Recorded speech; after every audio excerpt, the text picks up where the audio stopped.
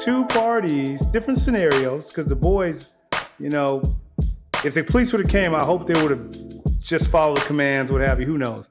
But for this situation, her go-to was help. Still holding on to the handlebars and still reaching for this young man's phone. So, again, what else could be done differently? Let's talk about what you got going on. I promise you. Bro, I ain't gonna call the police or nothing. You gotta talk to me, all right? Can't do it like this. Before you call the police, what else can be done? I'm Dev. VP. Welcome to Building Bridges with Black Men. We're back with a difficult one, but we're gonna tackle it because that's what this is all about. If you heard about in New York, right? This is New York. Yes, sir. New York. That a medical worker, New York hospital worker, was trying to rent a bike. This is one of those e-bikes.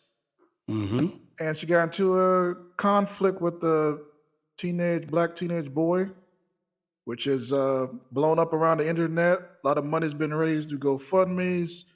Lawyers have been involved. She's been labeled a Karen.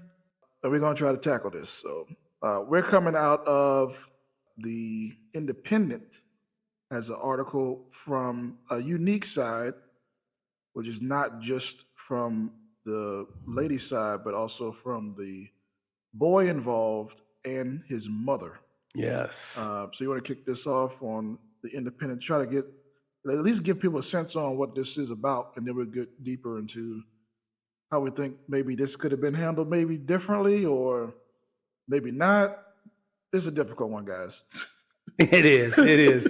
Again, as we say, before you call the police, what else can be done? So what could have been done differently in this situation? So in context, she was getting off work, rented a bike.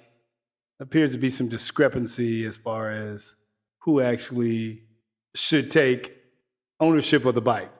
She had a receipt showing that she paid for the bike. The young man was able to say he was docking the bike. It should be his bike again.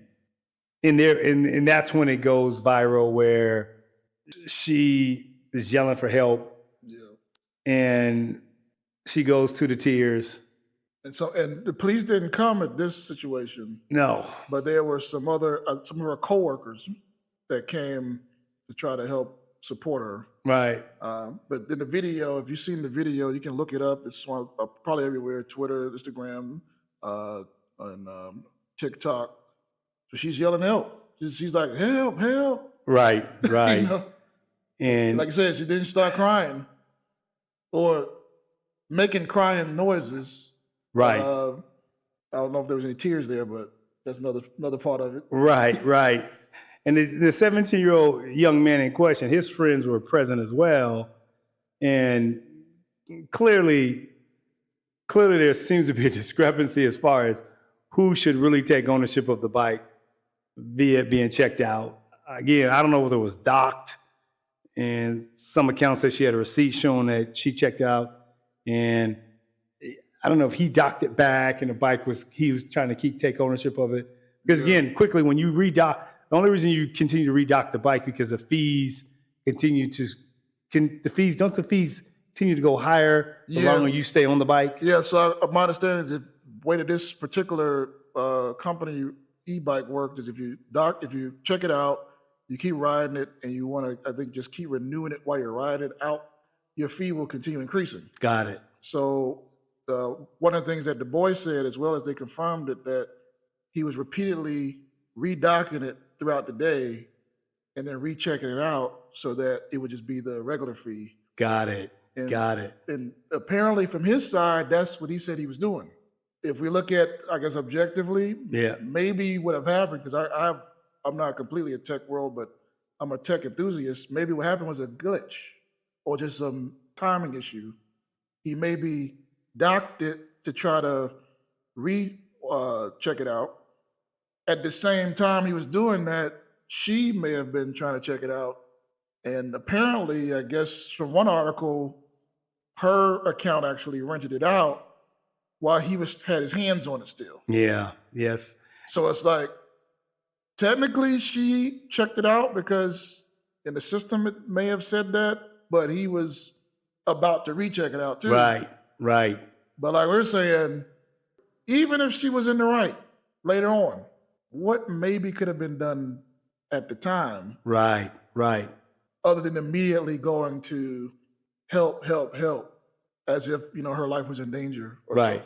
And again, the tears. So. Yeah. Some folks say it was fake tears. One account, some young man said, I don't see no tears coming down your face. So we don't know about that. But again, to put into context, as we talk, she's 6 months pregnant. Again, being a father of 4, I know what it's like to have a wife who's pregnant, 6 months, what that's like from her perspective, what she could be feeling. So we don't minimize the change in the body, even the emotions. And she did a 12-hour shift. Now, that's the part where we struggle with. I struggle with. Yeah. How could this have been handled differently? Because we all know, again, what if the police would have showed up? Yeah. And that's something, this is how we can get to the article, is because that's something that the mother of the teenage boy actually points out. That was her concern, saying she feared for his life, for his safety. Mm-hmm. That if the police had showed up, is her quote, if the police had come and my son was standing there, they are going to shoot him. If he runs, they're going to shoot him. That's the mother of the teenage boy, black boy that was involved in this. And that's what we're even doing this for, is because we don't want situations like this to lead to black men, black boys being killed, arrested in encounters like this. Right. So so how do we unpack this? We're trying to put ourselves in the situation of a 17-year-old, 17-year-old black boy. We're much older than 17, but again, obviously he was probably standing up for himself. Yeah, that's I didn't do anything wrong. Then again, you have this woman. I've had this bike all day. They didn't verify he had been redocking and checking that same bike out throughout the day. Right. And did she have to yell for help? I guess I can't say what you should have done or couldn't have done, but yelling for help. How do you yell for help and still hold on to the bike? Because if you read the article and you see the video, she's still holding on to the bike and yelling for help. Yeah, and she's grabbing his phone.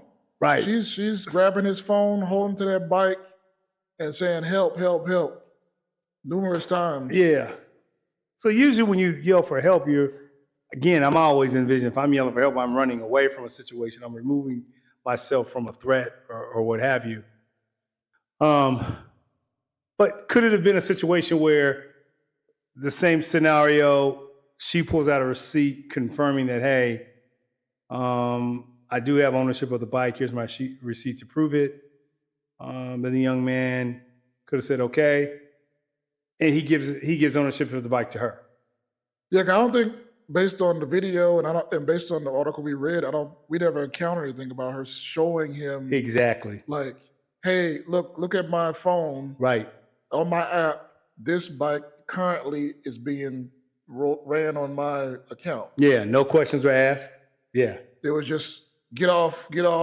It's mine. I'm taking this bike. It's mine.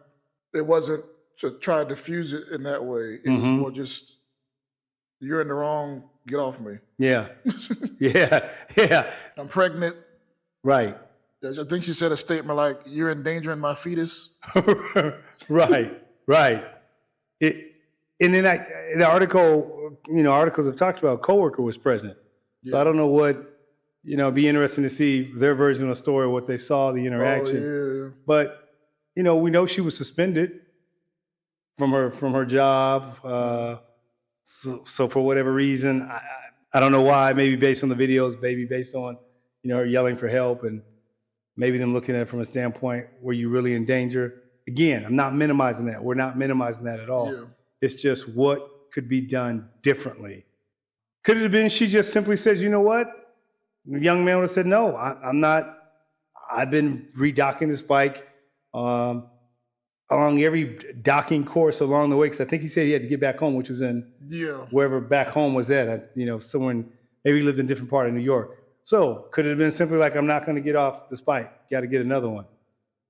And maybe I just felt like you being a jerk. Yeah. Or she could have just simply said, done. yeah, because he could have said, no, I'm taking ownership of the bike. I've been redocking. Like you said earlier, it could have been a glitch in the system. So he says, I'm not giving up this bike. I'm keeping it. Okay. Nobody gets hurt. Feelings are hurt. Yeah. At the most, feelings are hurt. And sometimes I wonder, I don't know. Sometimes I wonder, I don't want my feelings to get hurt. So I'm going to take it to whatever degree I need to take it to sometimes get my point across. I don't know. I don't know. Yeah, but like we're saying, because the whole reason we're doing this whole podcast is to try to save lives, save bad experiences, negative experiences that harm the lives of Black men and boys. And so one thing we could say is, let's say even if she was 100% in the right, and which maybe technically she was if the system said it. Later on, they found it out. But if she's 100% right, in the right, still what could have been done if her life wasn't actually in danger? Yeah. Because it seemed like she was she was holding the bike, she was grabbing his phone. Yeah. And based on it, like I said, we can't say we were in her shoes to know how she was feeling, but based on what we're seeing, they weren't physically trying to harm her. No. It was just a struggle over the bike. So if she was in the right, what could have been done? Should she have been yelling for help like that? Right. Immediately, and without even having a conversation with the boys to try to resolve this misunderstanding about the bike. Because like the mother was saying, for her maybe saying yelling for help is her way of solving her problem. But for us being Black men, and even for the mother being a mother of a Black boy, for her calling for help is a life-threatening thing. Yes. His life potentially was in danger. Now at the time, only co-workers came to help her.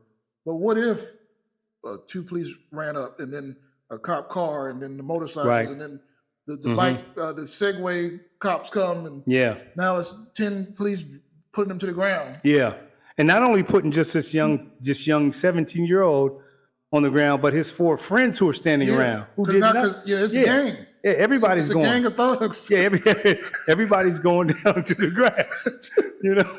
It's interesting. Like, we get the speech growing up. We get the speech going out the door. Yeah.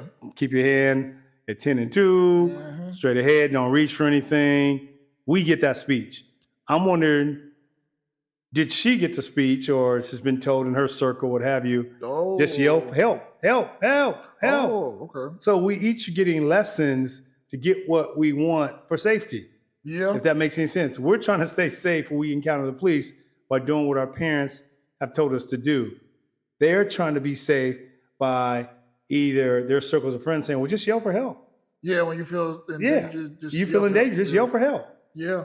So you have two parties, different scenarios, because the boys, if the police would have came, I hope they would have just followed the commands, what have you, who knows. But for this situation, her go-to was help. Still holding on to the handlebars and still reaching for this young man's phone.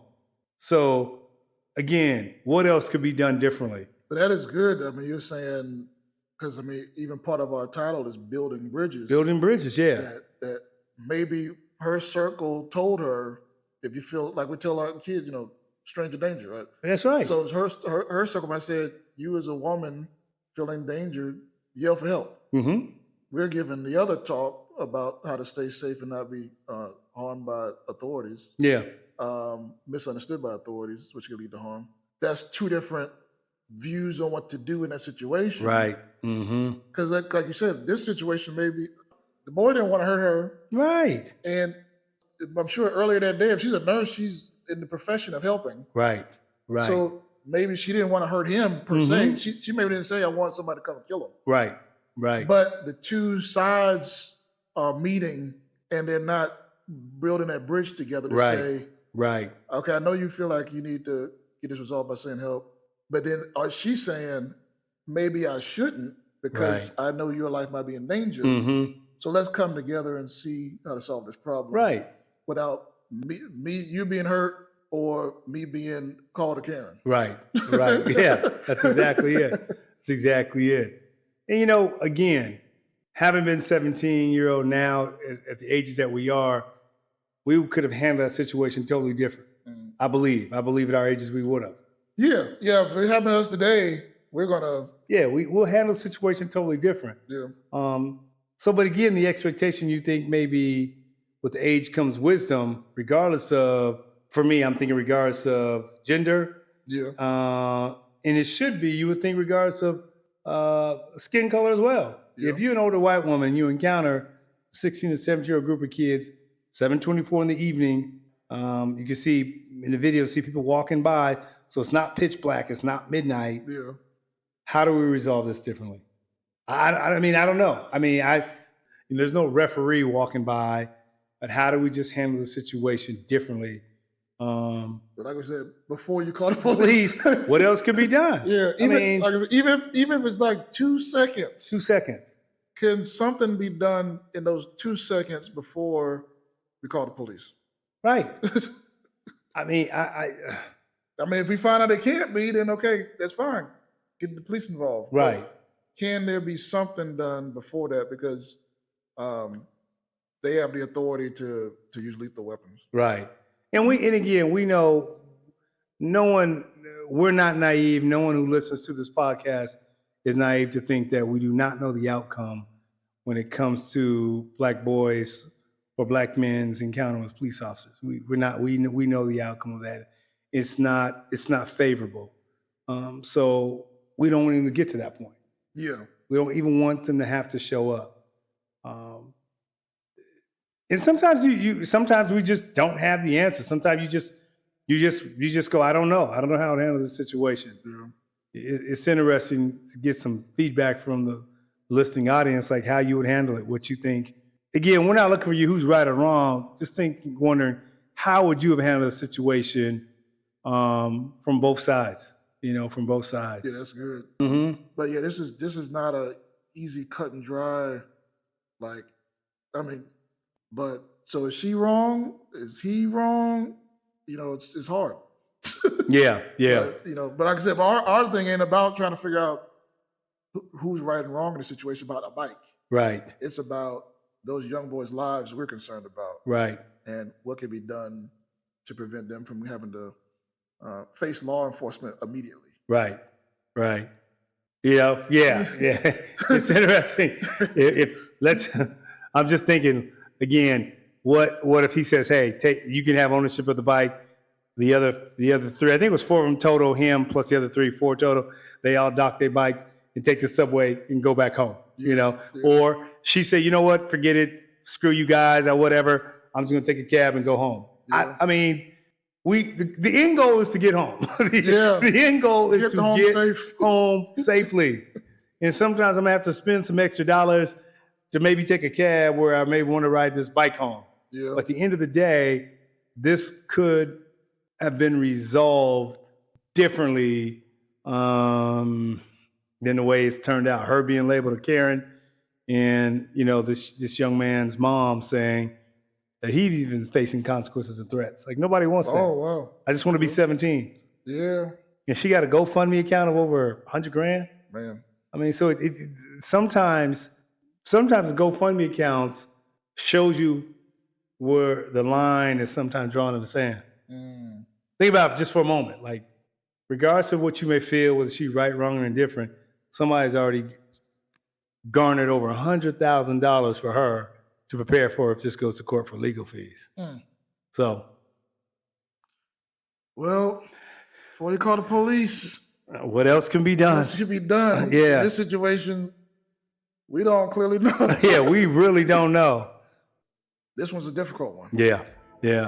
It won't be the last.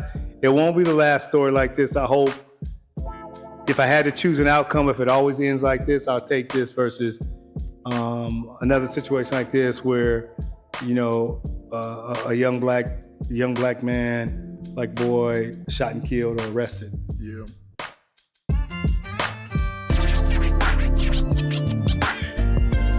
Let's talk about what you got going on. I promise you. Bro, I ain't gonna call the police or nothing. But you gotta talk to me, all right?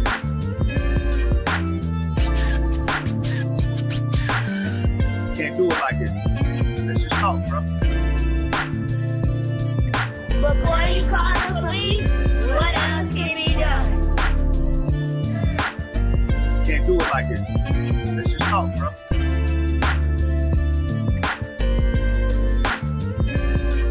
What else can be done? Before you call the police, what else can be done? You making me stop, Daddy. Okay, Daddy, you're stopping. Daddy, just make some dinner.